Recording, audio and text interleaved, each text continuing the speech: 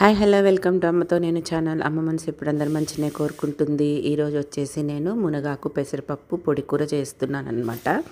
So నిన్న మార్కెట్కి వెళ్తే అక్కడ మునగాకు కనిపించింది, చాలా ఫ్రెష్గా మంచిగా హెల్త్ బెనిఫిట్స్ ఎక్కువ అని చెప్పి చాలా మంచిది కదా హెల్త్ కని నేను మునగాకు కట్టలు అయితే పట్టుకొని వచ్చాను. అండ్ నైట్ అంతా అవి పేపర్లో ఇలా పెట్టుంచాను. మార్నింగ్ అమ్మ మొత్తం ఇట్లా ఆకులన్నీ తీసి పెట్టిందనమాట. అండ్ పెసరపప్పు కూడా నానబెట్టుంచాను. మా రాఘవ్ గారు లేచాడు, బ్రష్ చేస్తున్నాడు. అండ్ సొరకాయలు ఉన్నాయన్నమాట, 2 ముక్కలు. సరే సొరకాయ పచ్చడి చేద్దామని చెప్పి సొరకాయ పచ్చడికి రెడీ చేసుకుంటున్నా. ఇడ్లీలు వేసాను పిల్లలకి, పెద్దవాళ్ళకి. చిన్న చిన్న ఇడ్లీలు పిల్లలకి, పెద్దవాళ్ళకి ఇడ్లీలు వేసానన్నమాట. సో నెక్స్ట్ నా ప్రాసెస్ స్టార్ట్. మా చిన్నగాడు కూడా లేచాడు, ఇద్దరు బ్రష్ చేస్తున్నారు. పల్లి చట్నీ చేసేసాను అండ్ కూరకు పోపు వేస్తున్నాను అనమాట.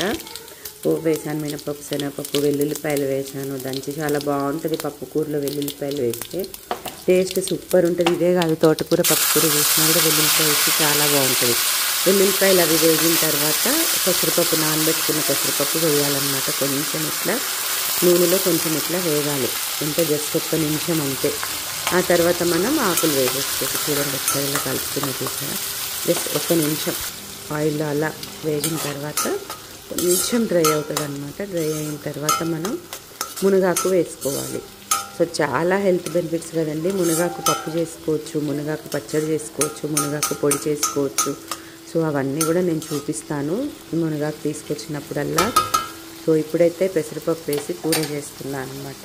ఇదైతే అందరికీ కూడా బాగుంటుంది, హెల్త్కి చాలా మంచిది, లేడీస్కి ఇంకా మంచిది అని చెప్పి తీసుకొని వచ్చాను. చూసారా, ఎక్కువ వేగాల్సిన అవసరం లేదు, జస్ట్ ఒక 1 మినిట్ అంతే. ఇందులో మనం మునగాకు వేసుకోవాలన్నమాట. ఇప్పుడు మునగాకు వేసేసుకున్నాం మొత్తం. ఇది మనం ఉడకబెడితే ఊరికనే మెత్తగా అయిపోతాయండి, అందుకని ఇట్లనే ఫ్రై చేసుకోవాలి. కొన్ని ఆకుకూరలు అయితే ఉడకబెట్టాల్సి ఉంటుంది, కొన్ని ఆకుకూరలకైతే ఉడకబెట్టాల్సిన అవసరం లేదు.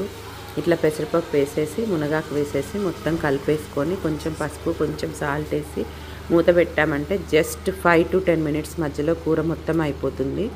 సో ఎక్కువసేపు ఏం పట్టదనమాట మనకి కూర అవ్వడానికి కూడా. సో మొత్తం కలుపుతున్నా చూడండి, పైనుంచి కిందకి మొత్తం కలుపుతున్నాను, మొత్తం కలిసేలాగా. సో ఈ ఆకుకూరలో ఉన్న వాటరు, మనం వేసిన సాల్ట్, కొంచెం సాల్ట్ వేస్తాము మగ్గడానికి, దానికి అది సరిపోతుందన్నమాట.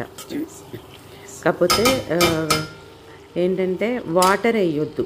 మనం వాటర్లో నుంచి డైరెక్ట్గా తీసేస్తే ఆ వాటర్ అనేది మనకి కూర బాయిల్ అవ్వడానికి సరిపోతుంది. కొంచెం పసుపు వేసాను, సో కొద్దిగంతా సాల్ట్ వేసాను అనమాట.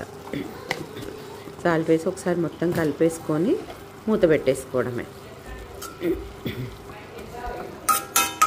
ఇప్పుడు దీని మీద మూత పెట్టేస్తే ఆవిరికి అది చక్కగా ఆ సాల్ట్కి, ఆ కూరలో ఉన్న వాటర్కి చక్కగా మగ్గిపోతుంది. పెసరపప్పు కూడా చక్కగా ఉడుకుతుంది అనమాట.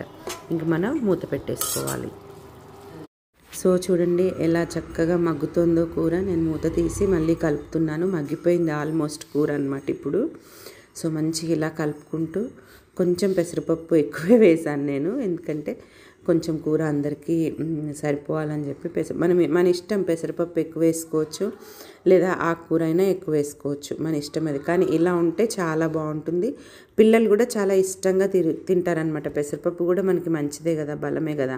చూడండి ఎంత యమ్మీగా ఉందో కూర. సో ఇప్పుడు వచ్చేసి నేను కారమును ఇంకొంచెం సాల్ట్ వేసాను. ఇందాక కొద్దిగా వేసాను కదా, మళ్ళీ ఇప్పుడు కొంచెం సాల్ట్ వేసాను మన టేస్ట్కి తగ్గట్టు, అండ్ కారం వేసి కలిపేసాను. సో కూర అయితే యమ్మీగా కలర్ఫుల్గా చాలా చక్కగా కుదిరిందనమాట. సో నెక్స్ట్ నేను సొరకాయ పచ్చడి కూడా చేశాను.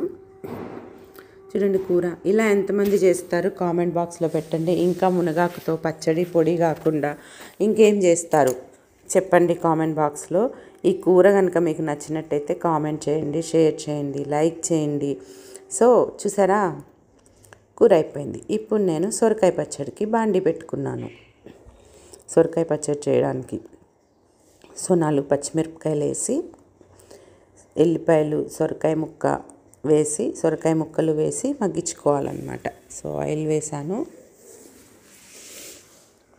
పచ్చిమిర్చి వేసాను, వెల్లుల్లిపాయలు వేసాను, అండ్ సొరకాయ ముక్కలు, కొంచెం పసుపు, కొంచెం ఉప్పు, కొంచెం చింతపండు, ఇవి కూడా వేసేయాలి ఇందులో.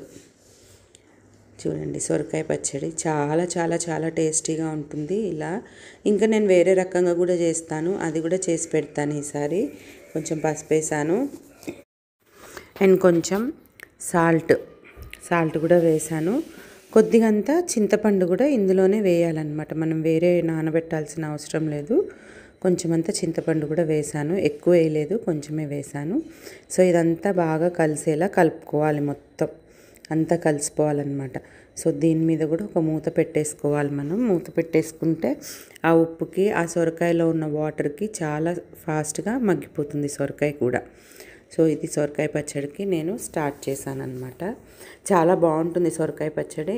వేరే విధంగా నేను ఇంకొకసారి చేసి చూపిస్తాను మీకు. సో సొరకాయ ముక్కలు అయితే మగ్గిపోయాయి. ఇంకా దీన్ని మిక్సీలో వేసుకొని పోపు చేసుకోవడమే, అయిపోయింది. పోపు కూడా వేసేసాను. సొరకాయ పచ్చడి అండ్ మునగాకు పప్పుకూర రెడీ.